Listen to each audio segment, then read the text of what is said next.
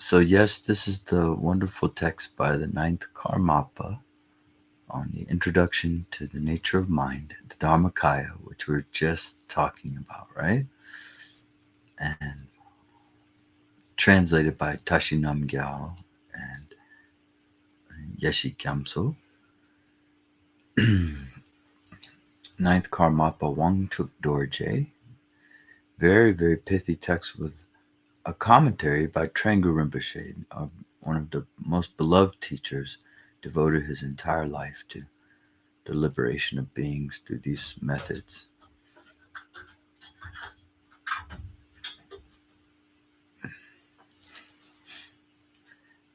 And then, what else to say about this text? So far, yeah, it's been very, very pithy. We've been dealing with some 9 methods, coincidentally, another 9 uh, from the Kagyu approach, which is one of the, you could say 5 or 6 major schools of Tibetan Buddhism would be the most honest, because there are the Jonong, I think it's pronounced, and the Bon. But a lot of people would say 4, and I would say it's better to say 6 to include those two because they're related and they're beautiful and etc. So when we talk about the Kagyus, they're closely related to the Enigmas. And so their approach deals with stillness and movement, okay? And stillness and movement is something we also incorporate here. It's a very, very powerful technique where basically you rest here and notice when you're having thoughts. And you could stay very, very clear.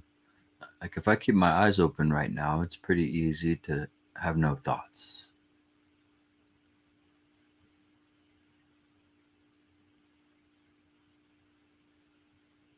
And then let's say I have a thought about, well, I wonder what the moon looks like tonight.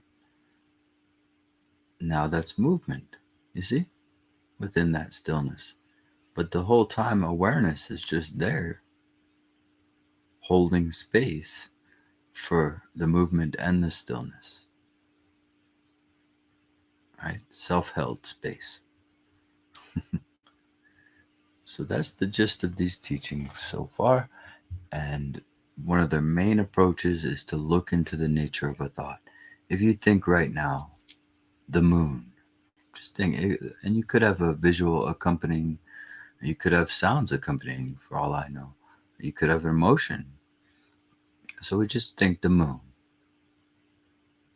with everything that comes with it. And then within awareness, where's this thought, the moon? It's just kind of transparent, see through. And so, in that way, we begin to see through. That's Trekcho, cutting through to the nature of mind, to awareness itself, or to mind itself that's here. However, you want to call that, empty cognition, pure consciousness, the basis, right? The basis. All right, so that is their methodology, and we do incorporate that along with many other things here in our gatherings. But let's see what the Q&A is rapping about today. So these are for Thrangu Rinpoche, and the students asking the emptiness that is realized in stillness of the mind, and the emptiness looking at the nature of one thought, and the emptiness that is realized by looking at the occurrence of thought, both its origination, abiding, and cessation, and also the emptiness of the observer looking. Are these all the same emptiness? Are they all one taste? Are they all graduations of emptiness? Oh, this is a good one. Don't look at the text. Hide the text, Yeshe. Hide the answer. I want to get some answers out of the group on this one. What a great question. That question is packed. Mention the observer. Let's see just the question again. Is we just went over this. How convenient. So that emptiness right there, is it the same emptiness when you're looking at a thought like the moon? Or is it the same when you're having tons and tons and tons of thoughts about the moon? Um, while a thought, the moon is coming, while it's staying, while it's going? Is that the same emptiness? Well, what about the one who's having the thought, the moon, right?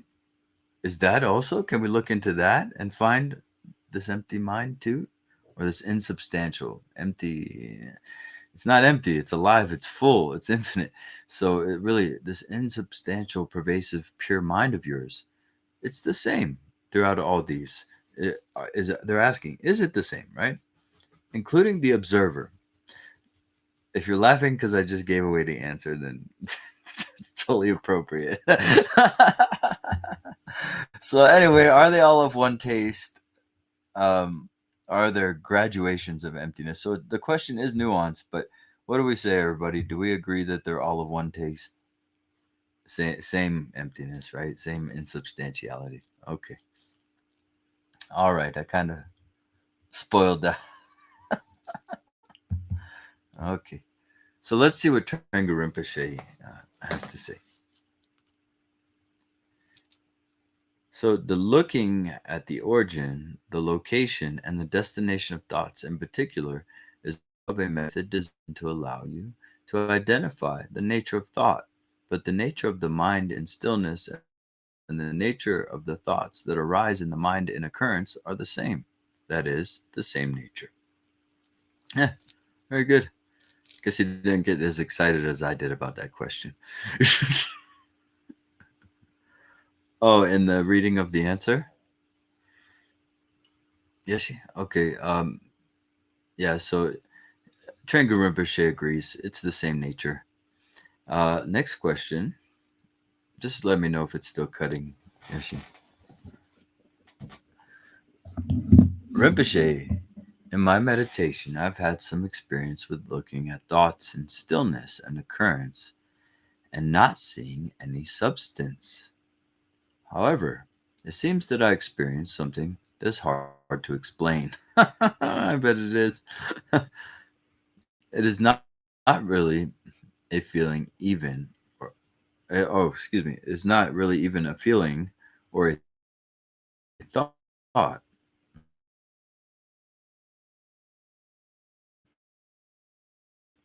Yeah, keep on going.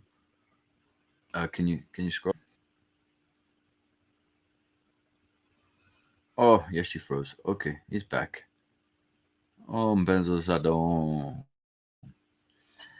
It seems to be some. So they're asking. It's not a. They discovered something when they looked into the nature. It's not a feeling. It's not a thought. It seems to be something almost intangible, like an irritation or something heavy that almost seems to abide. It does seem to just stay there. I continue to look, and I do not know if I just need to look more, but it seems very much present all the time. Wow, that's interesting. An irritation. Okay, that's strange. Very unique. Rinpoche says it is probably that you are just not used to looking in this way.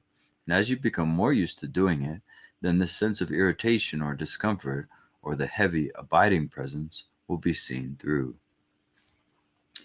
This is actually really good, everybody. And why I recommend to all you who are essentially on this very advanced level, um, don't ever get content with your realization. Don't ever think that there's not anymore, because you could have a subtle sheet over you, like a subtle veil over you, a little mood, a little tiny holding of some kind of something. And so, yeah, it's best to continue to just self-liberation is the only practice you need. And then, other practices complement that. You can do Nundro and many others that just complement self-liberation. But you'll never need to hold anything, any kind of Buddhahood or any enlightened state. It's underneath all the holdings, all the holding corporations.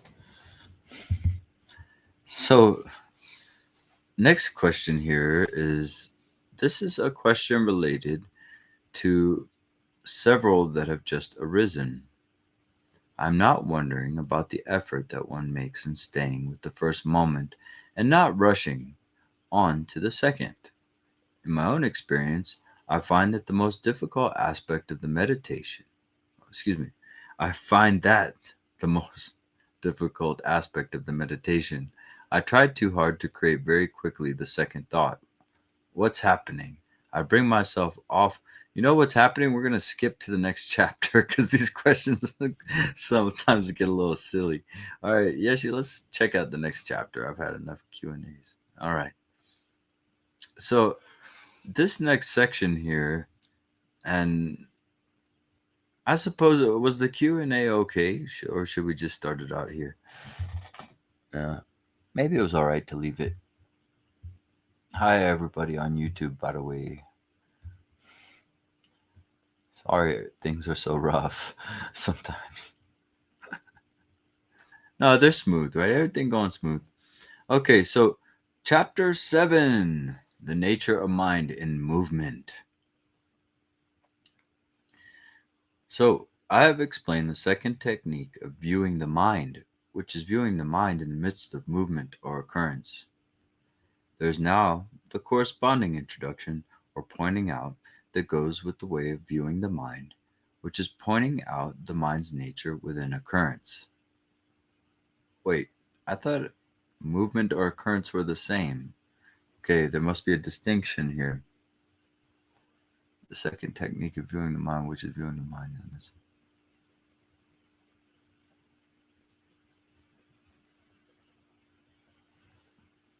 They are the same. Okay. All right, I'm just going to go with the flow. The idea here is that having practiced viewing your mind with an occurrence, you will have had some experience of this. What the experience was might vary. You might have had an authentic recognition of the mind's nature, or you might have had a different kind of experience.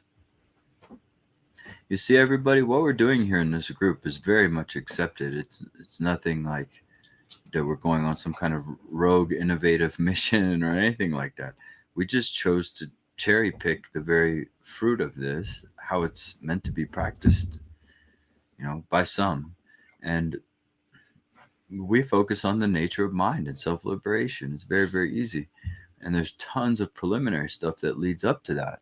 But because of these gatherings and everything, and maybe because of the strong, unbroken lineage connections, we're able to point each other to it very quickly, so we don't have to waste a lot of time and energy, like years and years. So it's again phenomenal that it's amazing that we can even have this kind of gathering, but that's why we can always stay humble and very, very respectable to it all. And so, but I love these texts that are just like, we're going to talk about this. We're going to publish this to the public. It's awesome.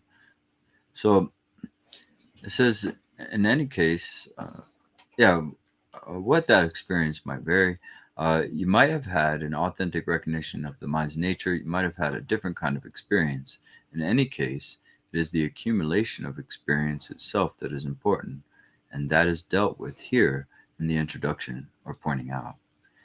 And I could tell there are some Western translators involved here because they're going to go into this idea that you're accumulating experiences. What that's talking about familiarizing with the view. It's not an accumulation of experience. It's a slight nuance in there, in a way of talking about it, that I think we can begin to entertain a new way of talking about it. So it says the introduction serves to help the student understand their experience and determine whether or not it is actually an authentic recognition of the mind's nature. And as it is set out and pointing out the Dharmakaya, it consists of a dialogue between the teacher and the student.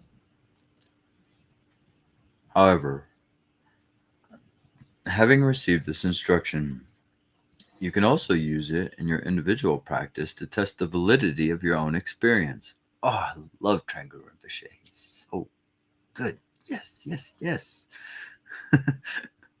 That's exactly what we do, everybody. Why we do peer reviews. Why these gatherings, somehow we have ups and downs here. Without getting dramatic and crazy. We can have a nice flow of human experience in these gatherings.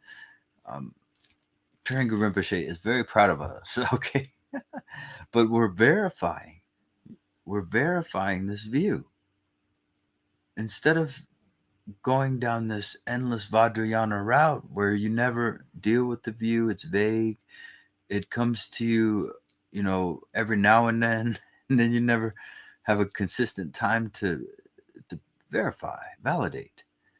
And we do this thoroughly in here, right? We thoroughly do that. So he's proud, trust me. And so is Lama Dorje, yeah, who's the teacher here that was here. Now he's in Santa Fe, but he's a wonderful, wonderful teacher. And Thrangu Rinpoche was his teacher. So, and they all are very, very thorough, and to me that's important, so we don't end up on this innovative kick in a proprietary religion creating where everybody in society has their own religion in their head. That's essentially what we have in many cases, if we don't ever have this reviewing and consensus and whatnot.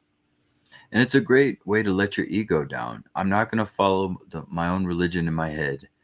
I'm going to actually see what these other people are talking about, these other wise people, and maybe follow their advice and what they're talking about. You kind of have to let your ego down for that. And for people who have been through a lot and who have had to rely on their own ego, so it's not a bad thing.